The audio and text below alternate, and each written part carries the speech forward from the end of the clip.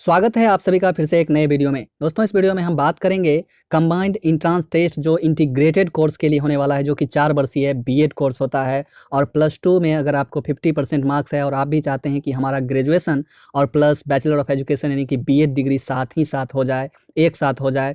और इसमें क्या होता है कि आपका समय भी 4 वर्ष में ही आपको दोनों डिग्री मिल जाता है।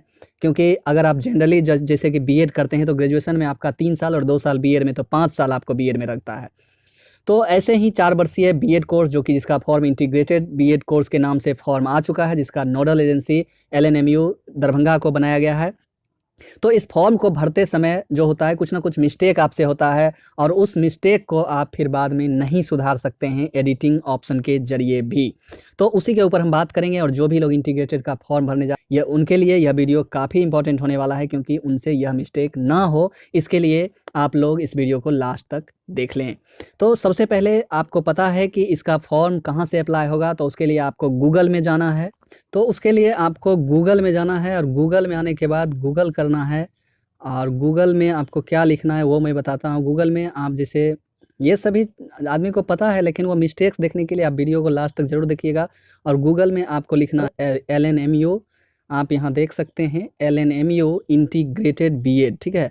और ऐसा लिखने के बाद क्या होगा कि आपके सामने जो इंटरफेस खुल के आएगा, और सबसे पहले सबसे ऊपर में आप देख सकते हैं ऐसा वाला लोगो बना हुआ और combined entrance test for integrated BEd वाला आ जाएगा। उसको क्लिक कर देना है और क्लिक करने के बाद जो इंटरफेस खुल के आपके सामने आएगा उसको आप देखिए, और वहीं से आपका अप्लाई होगा और यह पेज जो है सो खुल के आपके सामने आ जाएगा। तो इस पेज को आप देख सकते हैं, ये इसमें आपको पूरा डिटेल्स मिल जाएगा। तो यहाँ आप देख सकते हैं कि इस टाइप का जो है सो इंटरफेस आपके सामने खुल के आ जाएगा और यहीं से आपका फॉर्म अप्लाई होना शुरू होगा। उसके बाद आपको स्क्रॉल करके नीचे जाना है। और जब इस टाइप का आपके सामने इंटरफेस खुल के सामने आ जाता है तो इसी को स्क्रॉल करते हुए या आप अपना बारी बारी से सब कुछ पढ़ सकते हैं, क्योंकि हमको इसमें आपको मेनली बताना है कि आपको क्या मिस्टेक्स नहीं करना चाहिए फॉर्म भरते वक्त, तो उस पर हम चलेंगे। लेकिन आप बहुत सारे स्टूडेंट का ये रहता है कि कहाँ से फॉर्म भरना है, लिंक क्या है, तो उसके लिए हम बता दिए कि आप एलएनएमयू इंटीग्रेटेड बीएड जब गूगल में करेंगे और सबसे ऊपर जो वेबसाइट आपको दिखेगा वहाँ पर क्लिक करने के बाद आपके सामने ऐसा इंटरफेस खुल के आ जाएगा। और इसी इंटरफेस में क्या करना है, इस प्रकार के इंटरफेस जब आ जाएंगे तो उसको स्क्रॉल करते हुए आपको नीचे की तरफ जाना है। आप यहाँ देख सकते हैं कि ललित नारायण मिथिला यूनिवर्सिटी कामेश्वर नगर दरभंगा, यहाँ 4 ईयर इंटीग्रेटेड बीए बीएड और बीएससी बीएड कोर्स के बारे में है। तो इसे नोडल एजेंसी बनाया गया है। इसी को जब स्क्रॉल करते हुए आप नीचे जाएंगे तो बहुत सारे आपको मिल जाएंगे लिखे हुए, जैसे कि आप यहाँ देख सकते हैं राष्ट्रीय अध्यापक शिक्षा परिषद, ठीक है, जिसको एनसीटीई यानी अध्यापक शिक्षा की सर्वोच्च संस्था है। जैसे ये सब पढ़ने की ज़रूरत नहीं है, आप पढ़ लेंगे, आप जब खोलेंगे तो उसे पढ़ सकते हैं। तो ये सारे चीज़ आपको देखने को मिलेंगे और इसी में बताया गया है कि कैसे आपका टाइम का बचत होता है, जो कि आपको सिंपल सा ग्रेजुएशन और बीएड दोनों जब अलग अलग करते हैं तो आपको 5 साल लगता है, ठीक है। और यहाँ आपको कॉलेज दिया हुआ मिल जाएगा, जो कि 4 ही कॉलेज है पूरे बिहार में इंटीग्रेटेड कोर्स के लिए।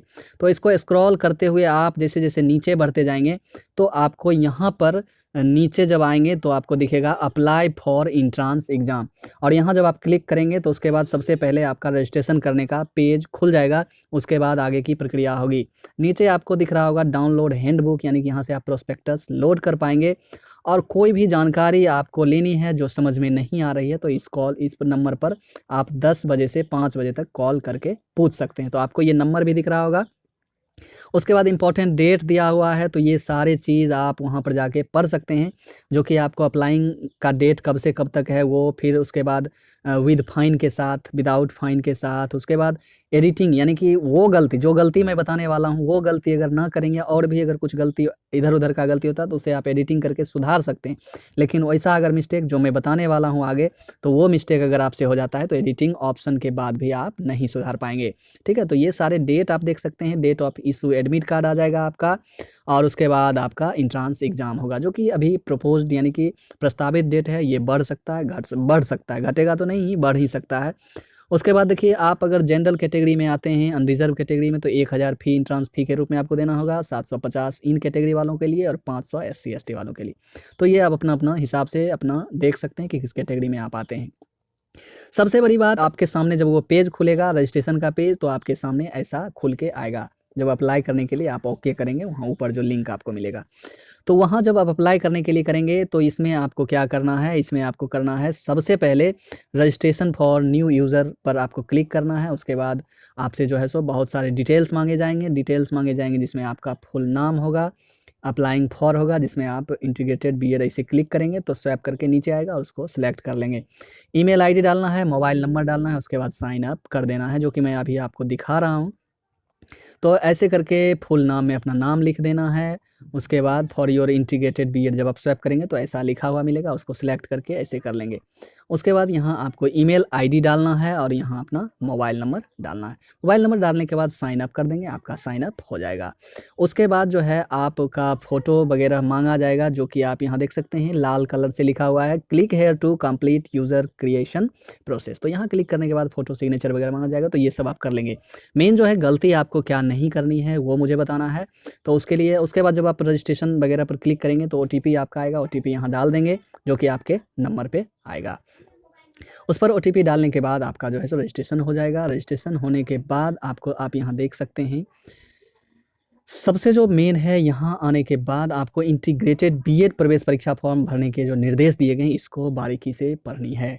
आइए मैं पढ़ के सुनाता हूँ। तो Bihar integrated BEd combined entrance test 2021 का फॉर्म भरने से पहले दिशा निर्देश को ध्यान से पढ़ें। इसको आपको पढ़ना है, इंग्लिश वाले इंग्लिश में पढ़ सकते हैं। देखिए, नए आवेदकों को यूज़र बनाने के लिए registration for new user link पर क्लिक करना होगा, जिससे क्रिएट यूज़र पेज खुल जाएगा। तो ये खुल जाएगा। उसके बाद आपको क्या करना है, क्रिएट यूज़र पृष्ठ के अंतर्गत सभी जानकारियों को भरना अनिवार्य है, जिसे तारांकित चिन्ह जो भी स्टार लगा के किया गया उसको भरना जरूरी है। जिसमें स्टार नहीं लगाना है लगा हुआ है वो उतना आप चाहें तो भर सकते हैं, नहीं भी भर सकते, लेकिन स्टार वाला फुलफिल करना एकदम ज़रूरी है। और उसके बाद हम आते हैं, आवेदक अपना नाम ठीक उसी तरह दर्ज करेंगे जैसा कि 10वीं बोर्ड सर्टिफिकेट में उल्लेखित है। तो इस चीज़ को गलत नहीं करना है। आपका जो नाम होगा और भी गलतियां नहीं करनी है, और आगे हम बताएंगे पढ़ के, जैसा कि 10वीं बोर्ड सर्टिफिकेट में, यानी कि 10वीं के सर्टिफिकेट में जो नाम है वही नाम, स्पेलिंग भी मिस्टेक नहीं होना चाहिए। ठीक है, आइए आगे। उसके बाद है, जिन आवेदकों के पास वैध ईमेल आईडी नहीं है, यानी कि आपके पास अगर ईमेल आईडी नहीं है तो आपको नया से ईमेल आईडी क्रिएट करना होगा, जनरेट करना होगा। देखिए, जिन आवेदकों के पास वैध ईमेल आईडी नहीं है उन्हें नया यूज़र बनाने से पहले ईमेल आईडी बनाना होगा। ठीक है, तो रजिस्ट्रेशन करने से पहले आपको ईमेल आईडी, आवेदकों को यह भी सुनिश्चित करना होगा कि ईमेल आईडी और पासवर्ड को भविष्य के सभी समाचार संदर्भ के लिए सुरक्षित रखा जाए, यानी कि सारे चीज़ आपको ईमेल से ही जानकारी मिलेंगे, वो सारी चीज़। यहाँ देख सकते हैं, नए यूज़र के निर्माण की पुष्टि के लिए आपके मोबाइल नंबर पर एक ओटीपी भेजा जाएगा, जो कि मैं बता दिया हूँ आगे, और पुष्टि करने के लिए उसी ओटीपी को भरना होगा। अब देखिए, साथ में कह रहा है कि आगे बढ़ने से पहले अपने पासपोर्ट आकार का रंगीन फोटोग्राफ, ठीक है, हस्ताक्षर की स्कैन कॉपी तैयार करें, और स्कैन की गई तस्वीर का आकार और हस्ताक्षर ये सभी आपका दिया हुआ है, तो इसी फॉर्मेट में आपको स्कैन कर लेना है, जेपीजी फॉर्मेट में, और हस्ताक्षर केवल काली स्याही के बॉल पेन से होना चाहिए। ठीक है, तो ये आपका बॉल पेन से होना चाहिए, वो भी ब्लैक इंक का, यानी कि काली होना चाहिए, ब्लू वगैरह या रेड वगैरह ये नहीं होना चाहिए, तो ब्लैक होना चाहिए। तो ये आप देख लीजिएगा, ये मिस्टेक मत कीजिएगा। आगे की बात करें तो फोटो और हस्ताक्षर अपलोड करें और फॉर्म भरने के लिए आगे बढ़ें। फोटो हस्ताक्षर जब अपलोड कर देंगे तो आपको सबमिट का ऑप्शन, उससे सबमिट करने के बाद जो है आगे आप बढ़ जाएंगे। और सबसे जो बड़ी बात है, देखिए, क्रिएट यूज़र पृष्ठ को पूरा करने के बाद पृष्ठ के नीचे साइन अप बटन पर देखिए, after completing the create user page click sign up button given in the bottom page. तो क्रिएट यूज़र पेज को पूरा करने के बाद पृष्ठ के नीचे दिए गए साइन अप बटन पर क्लिक करना है आपको। क्लिक करने के बाद क्या करना है, सफल लॉगिन प्रणाली के बाद यूज़र नेम और पासवर्ड उत्पन्न होगा। ठीक है, तो वो जब उत्पन्न होगा तो दिए गए क्रेडेंशियल के साथ लॉगिन करें और भविष्य के उपयोग के लिए पासवर्ड बदलें। भविष्य के उपयोग के लिए आप पासवर्ड बदल भी सकते हैं, फॉरगेट पासवर्ड पे जाके, और फिर जो होता है चेंज कर सकते हैं, या चेंज पासवर्ड। इसके बाद जो देखिए, सबसे इंपॉर्टेंट चीज़ आपको लास्ट में मिलेगा। यह प्रक्रिया पूरी होने के बाद सीईटी इंटीग्रेटेड बीएड 2021 का आवेदन पत्र खुल जाएगा, और आवेदन में जो भी डिटेल्स मांगा जाएगा वो आप भर लेंगे।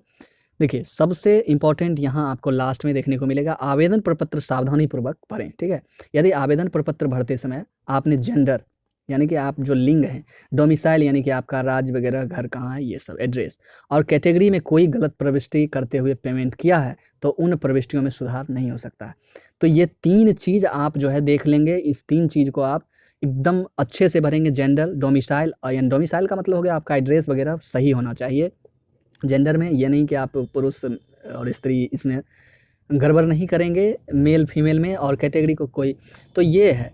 और कैटेगरी में यानी कि जैसे आप यूआर में आते हैं, ओबीसी, एससी, एसटी, तो ये गड़बड़ी आप नहीं करेंगे, नहीं तो आपको आरक्षण नहीं मिलेगा अगर आप आरक्षित कैटेगरी में आते हैं तो।